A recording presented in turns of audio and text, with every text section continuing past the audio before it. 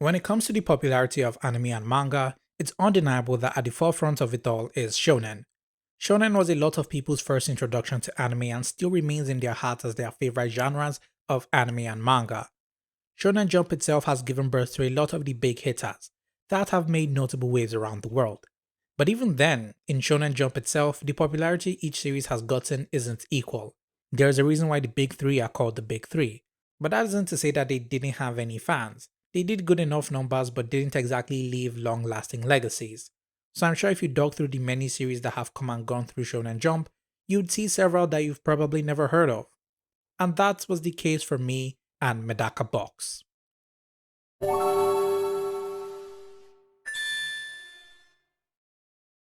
So one of my favorite things about talking about anime to a bunch of strangers on the internet is having to actively go out and look for new anime to watch. It's honestly my favorite part about the whole thing.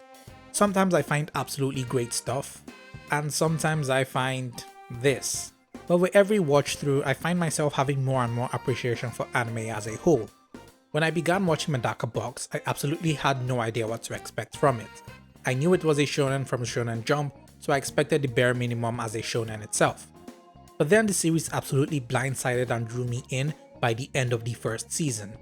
And now I'm here to ramble about it to all of you. Medaka Box centers around our main character duo of Hitoyoshi Zenkichi, just your average high school student who seems like a pretty normal dude, and his childhood friend, the titular Kurokami Medaka, a girl who's anything but normal. Having overwhelming charisma, smarts, and is just an all-around amazing person with feats that could be considered superhuman.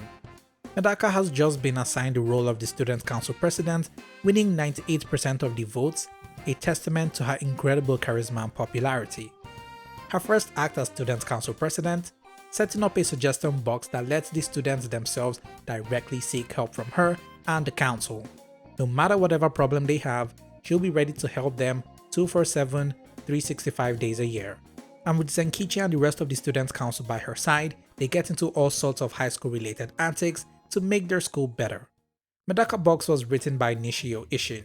For those who don't know who that is, it's the same author behind the insanely popular Monogatari, the incredibly underrated Katanagatari, and the series I have very mixed feelings on, Juni Taisen, aka Zodiac War, which I just so happen to have done a video on, which you can feel free to check out later.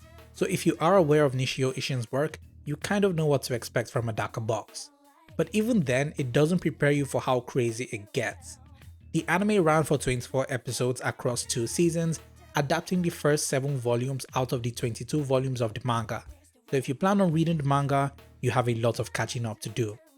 The anime was also adapted by the now defunct studio Gainax, and they honestly nailed the presentation of the anime so well. They bring the sharp and edgy art style from the manga to life, pumping it with vibrant colors.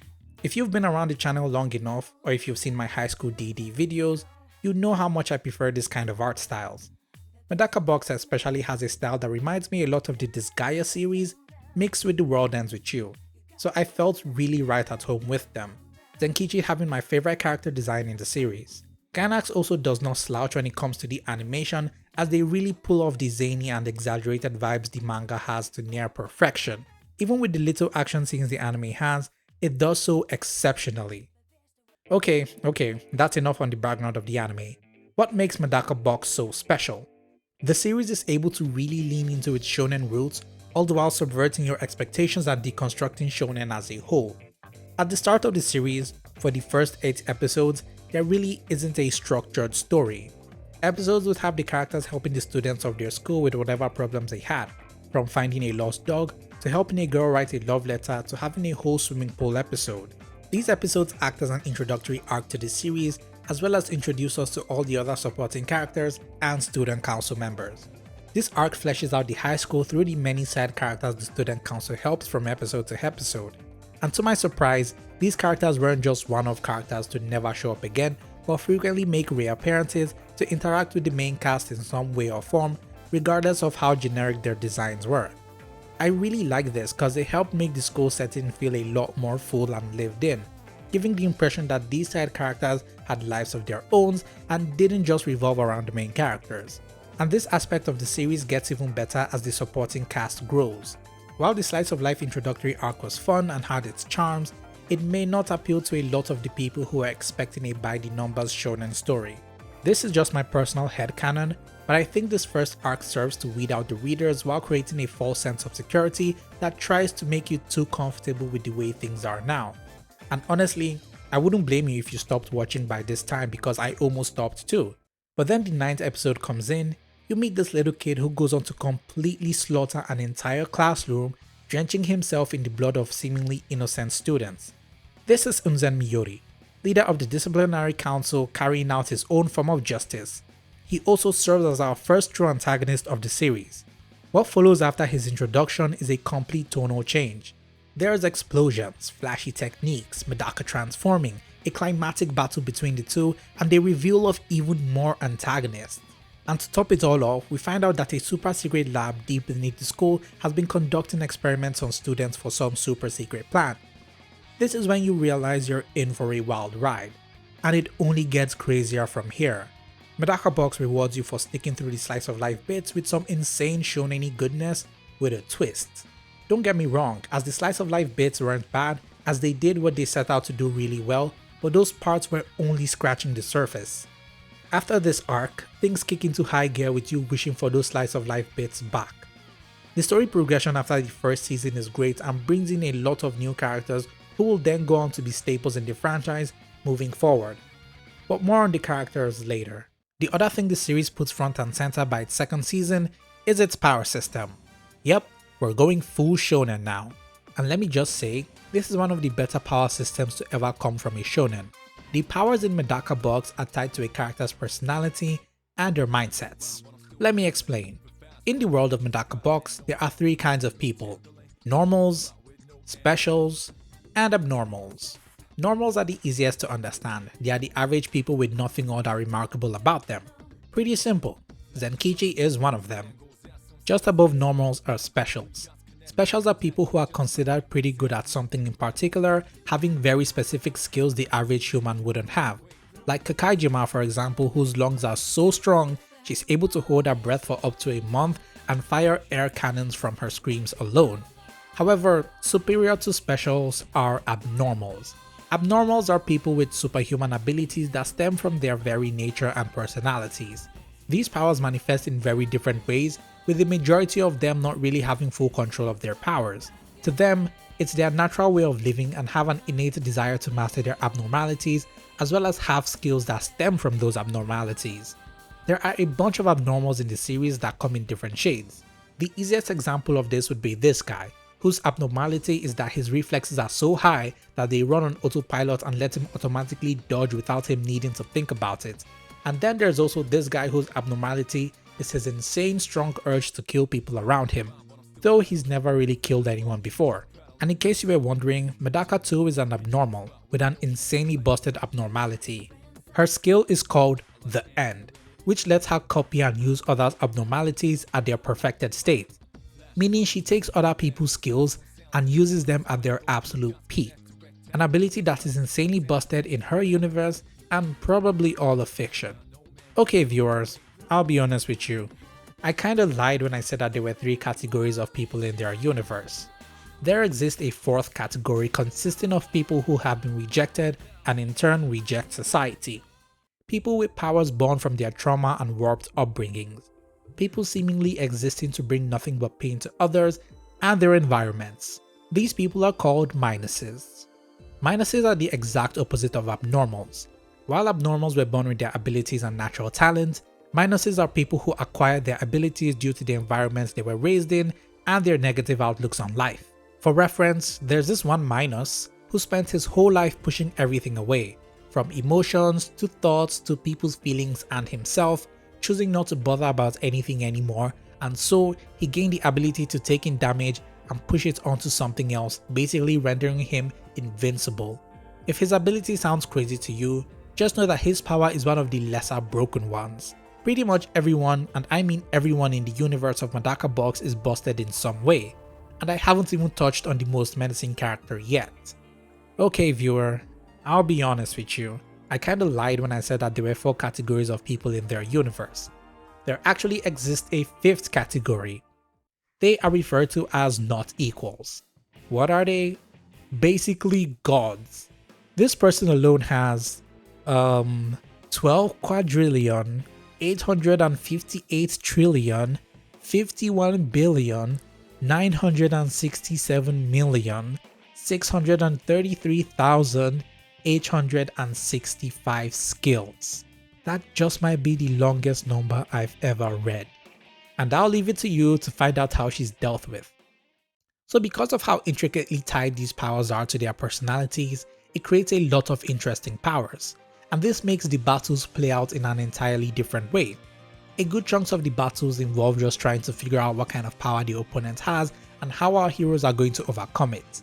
It's like the same case with JoJo's and stand battles where a lot of the fights aren't won through pure brute strength. In fact, while Medaka Box has a lot of the classic shonen power scaling battles, the fights between themselves are actually a clash of ideals and personalities. Every fight has a lot of emotional weight and personal stakes behind them. In almost every battle, they aren't throwing hands to win, they're throwing hands to understand. The battle isn't really won until the protagonists are truly able to change the negative ways and mindsets of the antagonist, because, and this is a very logical reasoning behind it, beating them into submission doesn't just guarantee they'll stop being bad guys, because there's nothing stopping them from coming back again to cause even more trouble. It's an aspect of shonen as a whole that often goes unannounced, but Medaka Box acknowledges it. Hell, it's exactly what happens with one of the antagonists. The fights in Medaka Box basically boil down to seeing who can talk no jutsu the best. The protagonists try to have their opponents reform and become better people, while the antagonists are trying to justify their bad behaviors and bring down the mindsets of the protagonists. And this approach never once brings down the series as a whole, because the resolution behind all the battles are some of the best I have ever seen. Okay, while the battles are fun and full of spectacle, what really carries Medaka Box are the characters. Medaka Box is full of characters who are surprisingly well written with layers to them. From the main characters to the side characters and the antagonist, it'd be hard to find a character you don't exactly like. I have to take a moment to give praise to the way side characters are handled in the series, as they often end up getting enough spotlight and roles to make them more than just one-off characters. It really feels like the series was one written around side characters and the intention of making them more than arc-specific characters. This led to a lot of various great moments, like having them participate in plot-heavy battles or having them question Medaka on her ideals and ways of dealing with an antagonist, which caused Medaka to really rethink and reevaluate her approach. It were moments like these that really gave me a better appreciation for the cast as a whole. But the one who really made me stick around to see this series to the end was Medaka herself. The insane charisma and personality she has is nothing but captivating. She's the person truest to her feelings and never turns her back on anyone who needs help. She's got all the positive Genki traits to be expected from a shonen MC, despite the fact she looks like a color swap to Ria's Gremory. There's just so much I love about her character. In universe, she's like an unstoppable force of nature that the other characters can't help but fawn over. She's the epitome of the talk no jutsu that helps her appeal to the innate goodness of people, being able to make just about anyone turn a new leaf. But because of her ability that lets her use and master other people's abilities, she's insanely overpowered. In fact, she's the strongest in their verse. You'd think it lets her steamroll any antagonist that comes her way like One Punch Man, but actually no. She takes damage and gets knocked around several times, but Medaka, like everyone else, also doesn't fight to win. She fights to understand, and if it means she has to take a few hits to understand others, then so be it. She also has one of the rawest lines I have ever heard, and I quote, "There is no reason for you to hit me, therefore I had no reason to dodge." Now that is just badass. However, while Medaka is all powerful, she does have her own weaknesses. When she comes across someone who she just can't understand, someone who is nothing but dishonest to others and to themselves, that no matter how much she tries she can never get through to them, she tends to get incredibly heated, enraged, and quick to violence. And the one character who stands against her, acting as her exact opposite in every way, one who lies to the world and to himself, is Kumogawa Misogi. Serving as a major antagonist later on in the manga, Kumogawa is an absolute menace. He's a character who has personal beef with Medaka and makes it his goal to be a thorn at her side, but is so much more deeper than that. As Medaka is considered an abnormal among abnormals, Kumogawa is considered a minus among minuses. He is the very antithesis of everything Medaka stands for. He's a character that does nothing but lie every time he opens his mouth, masking his true feelings about literally everything.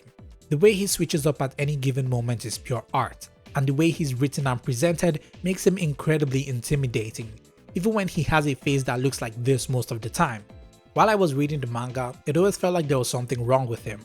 There was just this air of discomfort around him, and while I was edging every time he showed up, while I was on edge every time he showed up, I couldn't help but be so enthralled by him and his mannerisms. And to make him even scarier, his minus, which is called all fiction, lets him turn anything into nothing. Now, I'm not talking about wiping something out, nah, he literally takes the very concept of something and turns it into nothing. The damage inflicted on him? Gone. Fed up with dealing with a character that uses color to fight? Well, he just erases color out of existence. Every time he used his powers, my jaw would drop. I'm saying it now, Kumogawa solos whatever virtue put him in. At the end, Kumogawa became one of my all-time favorite fictional antagonists, and that won't be changing anytime soon. Okay, I'm getting a bit too excited about this. But Medaka Box is a series I have nothing but high praise for, and I think it's become criminally underrated as the years have gone by.